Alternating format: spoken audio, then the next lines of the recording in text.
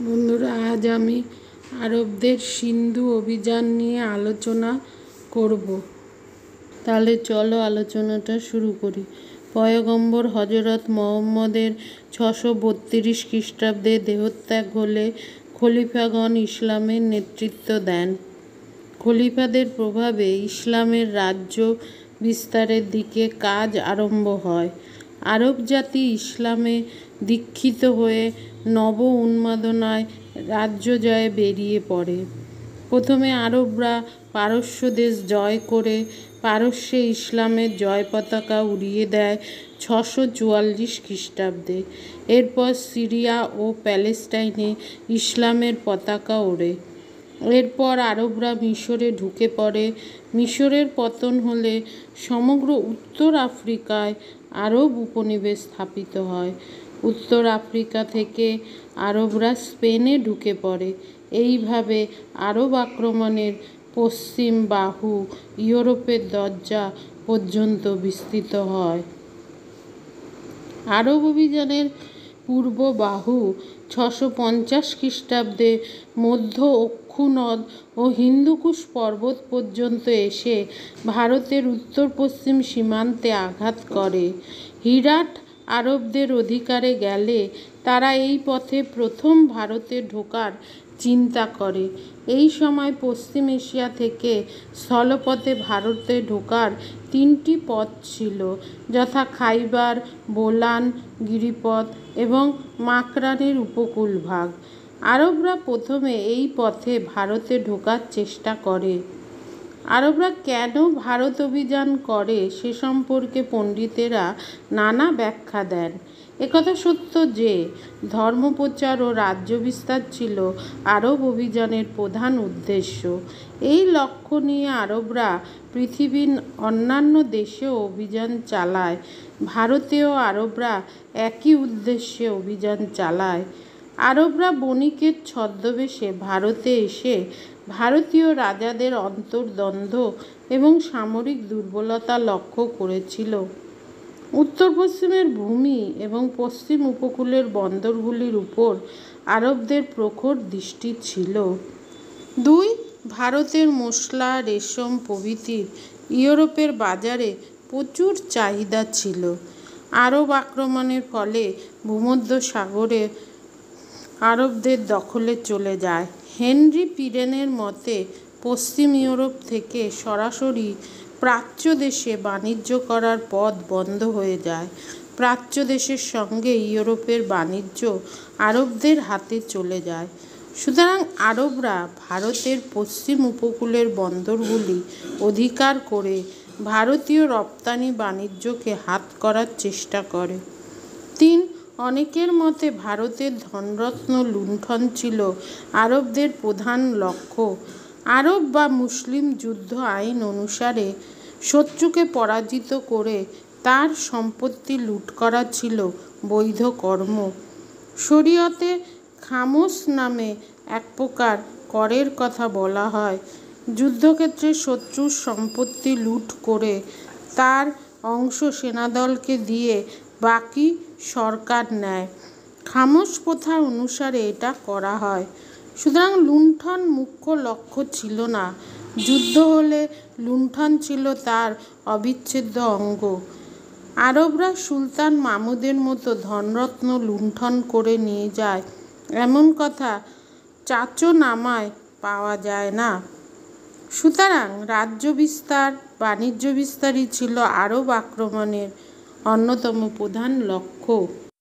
আগেই বলা হয়েছে, হজরত মুহাম্মদের মৃত্যুর কিছু পরে খলিফা ওমরের শাসনকালে 634 থেকে 644 খ্রিস্টাব্দ পর্যন্ত ভারতে প্রথম আরব অভিযান আরম্ভ হয়।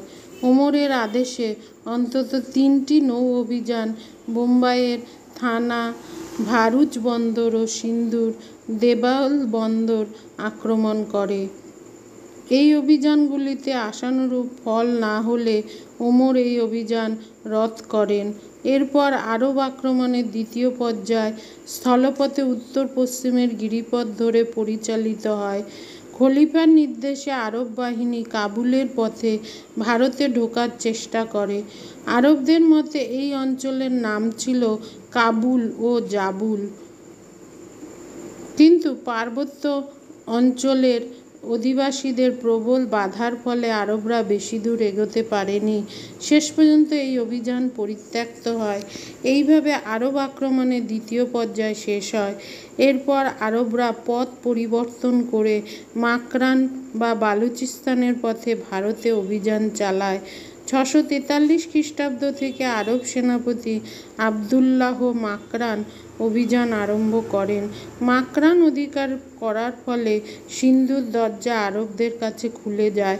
663 খ্রিস্টাব্দে খলিফা আলীর শাসনকালে বোলান গিরিপথ দিয়ে মধ্য সিন্ধুতে আক্রমণের চেষ্টা করা হয়। আরবরা সিন্ধুর উত্তরাঞ্চল কিকান পর্যন্ত এগিয়ে আসে, কিন্তু স্থানীয় জাটদের বাধায় তার এই অভিযান বিফল হয়।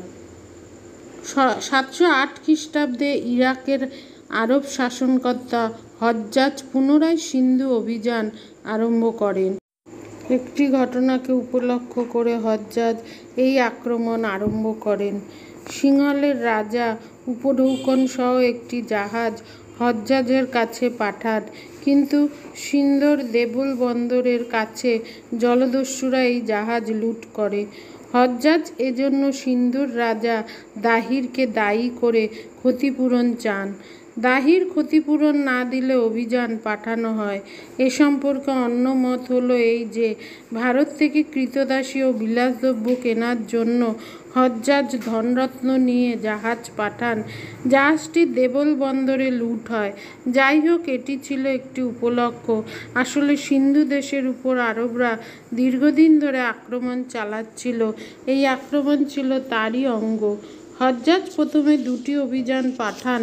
তা ব্যর্থ হলে তিনি সেনাপতি মোহাম্মদ বিন কাসেমের নেতৃত্বে একটি শক্তিশালী অভিযান পাঠান। 712 খ্রিস্টাব্দে মোহাম্মদ কাসিম দেবল অধিকার করে নাগরিকদের নিষ্ঠুরভাবে হত্যা করেন। তিনি দেবলে 400 মুসলিমকে বসবাস করান। দেবল শহরের বৌদ্ধরা তাকে বিশেষ সাহায্য করে।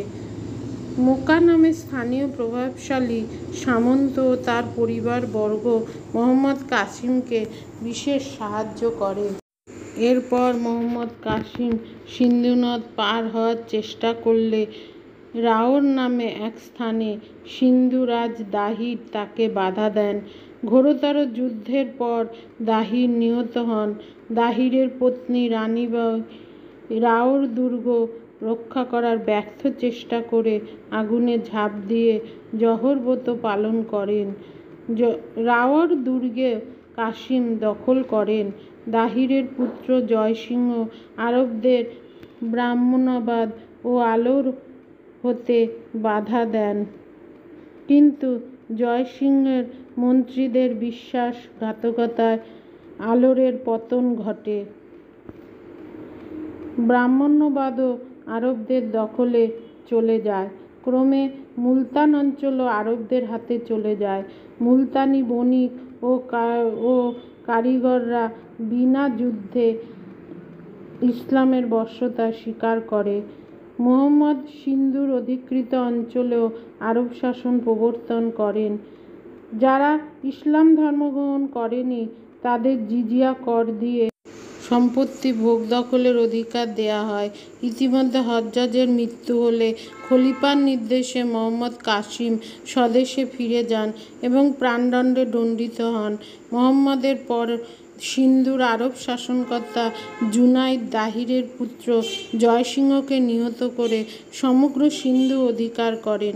তিনি খলিফার নির্দেশে ঘোষণা করেন যে, যারা ইসলাম ধর্ম গ্রহণ করবেন তারা নিজ নিজ রাজ্য বা সম্পত্তির অধিকার পাবেন। এর ফলে বহু সামন্ত ও বহু লোক ইসলাম ধর্ম গ্রহণ করে। জুনাইদ সিন্ধু অঞ্চল থেকে ভারতের অন্যান্য স্থানে আধিপত্য বিস্তারের চেষ্টা করেন। তিনি রাজপুতানার মধ্য দিয়ে মালব ও ভারুচ অধিকারের চেষ্টা করেন। আরবদের রাজ্য বিস্তারের প্রচেষ্টা আদপেই সফল হয়নি। গুজরাটের চালুক্য, রাজপুতানার প্রতিহার ও কাশ্মীরের কারকট বংশ প্রবল বাধা দিয়ে আরব অগ্রগতিকে থামিয়ে দেয়। প্রতিহার নাগভট্ট আরবদের বহু ক্ষয়ক্ষতি করেন। আরব দেশে আব্বাসীয় খলিফার শাসন স্থাপিত হলে সিন্ধুর পথে রাজ্য বিস্তারের জন্য শেষ চেষ্টা করা হয়। আরবরা সিন্ধু থেকে মধ্যপ্রদেশের দিকে এগিয়ে যাওয়ার চেষ্টা করে এবং উজ্জয়িনী নগরীর কাছে চলে আসে, কিন্তু শীঘ্রই আরবদের দম ফুরিয়ে যায়। এদিকে আব্বাসীয় বংশের পতন ঘটলে সিন্ধু দেশে আরবদের শক্তি কমে যায়। খলিফার পতনের পর সিন্ধুর আরব শাসনকর্তারা কিছুকাল স্বাধীনভাবে রাজত্ব করেন, কিন্তু মুলতান ও ব্রাহ্মণ্যবাদের আরব শাসনকর্তাদের মধ্যে ঝগড়ার ফলে সিন্ধুতে আরব শক্তির পতন ঘটে। প্রতিহার আক্রমণের ফলে আরব রাজ্য বিধ্বস্ত হয়। আজ আসি, দেখা হচ্ছে পরবর্তী ভিডিওতে।